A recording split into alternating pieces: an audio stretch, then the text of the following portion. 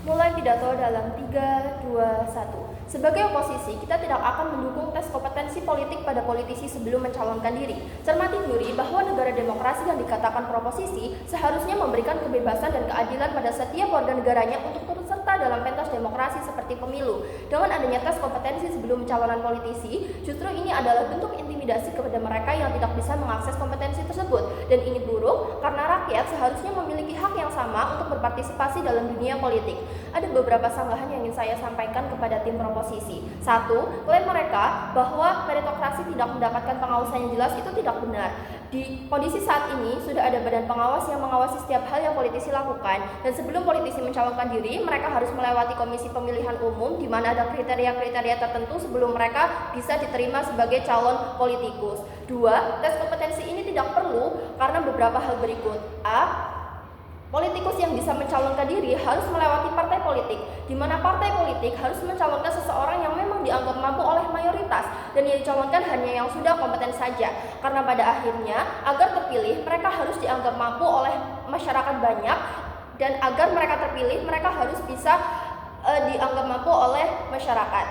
Sekalipun benar, orang yang tidak mampu bisa masuk dan menjadi calon politikus, pasti ada proses kampanye, pasti masyarakat melihat rekam jejaknya dan masyarakat tidak akan memilih orang yang nggak akan mampu untuk memimpin mereka. Pada akhirnya politisi yang jelek kemampuannya tidak akan terpilih oleh masyarakat. Dan B, politisi tidak bisa menyenangkan semua orang. Sekalipun mereka terpilih, sekalipun mereka bisa menetapkan suatu kebijakan, akan ada pro kontra di setiap kebijakan yang ditetapkan, dan itu adalah hal lumrah yang ada dalam dunia politik, apalagi di negara demokrasi di mana rakyat bisa menyampaikan pendapatnya secara bebas.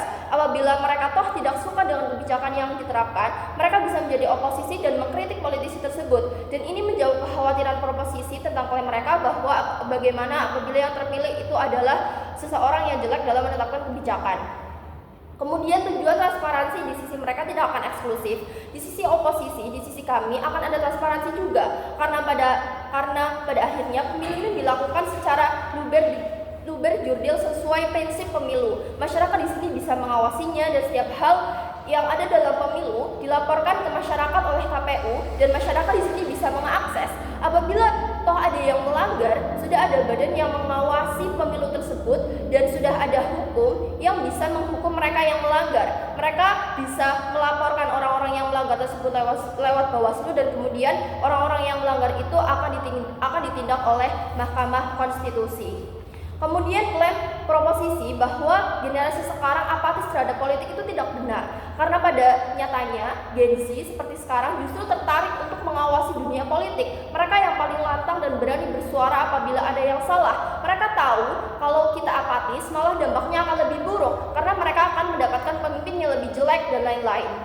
Juri, kami akan buktikan bahwa mekanisme yang disampaikan proposisi adalah mekanisme yang buruk. Lihat kekurangan mereka tidak pernah menjelaskan siapa yang akan melakukan tes kompetensi ini. Jika pada akhirnya aktor yang menyeleksi ini adalah dari politisi juga, maka ini akan sangat buruk. Karena pada akhirnya semakin besar celah mereka untuk berbuat korup dan melawan transparansi yang selama ini mereka inginkan.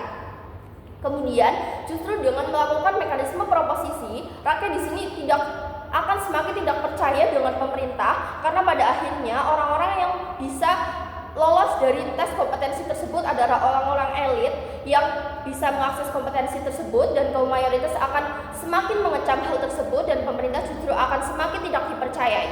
Kemudian argumen mereka akan susah untuk berjalan. Juri, mari masuk ke argumen saya bahwa tes kompetensi kepada calon politisi tidak dapat dibenarkan karena melanggar prinsip demokrasi dan kesetaraan berpolitik. Juri, mari kita lihat akar masalahnya. Tidak semua orang memiliki akses yang sama terhadap dunia pendidikan.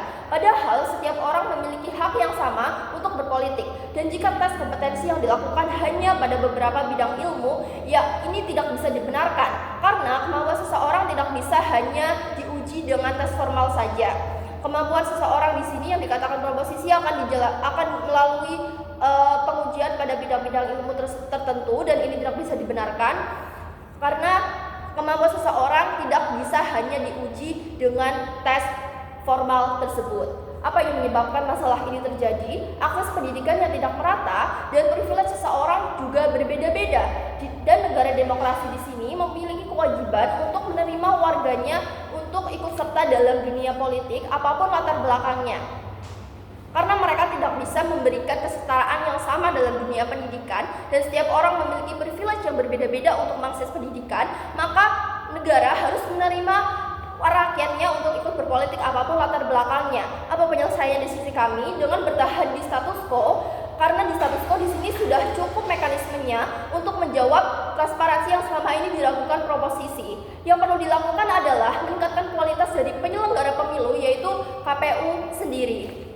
Apa dampaknya jika kita tidak melakukan masih ini dan tetap bertahan di status quo? Satu, kepercayaan masyarakat akan meningkat karena di sisi kita akan membenahi segala regulasi yang masih kurang dan kita akan semakin mengevaluasi, dan justru dengan evaluasi ini masyarakat akan semakin percaya dengan pemerintah karena pemerintah mendengarkan aspirasi mereka. Justru jika kita menetapkan mekanisme proposisi, masyarakat akan semakin tidak percaya karena pada akhirnya hanya kaum elit yang bisa mencalonkan diri sebagai politisi. Dan dua, calon politisi akan jauh lebih mengutamakan track record yang baik untuk supaya mereka bisa dipilih pada saat mereka mencalonkan diri, dan mereka tidak fokus untuk belajar tes kompetensi itu, karena tes kompetensi ini akan jauh lebih buruk karena pada akhirnya sebelum mereka mencalonkan diri sebagai politisi, mereka harus belajar banyak hal supaya mereka lolos dalam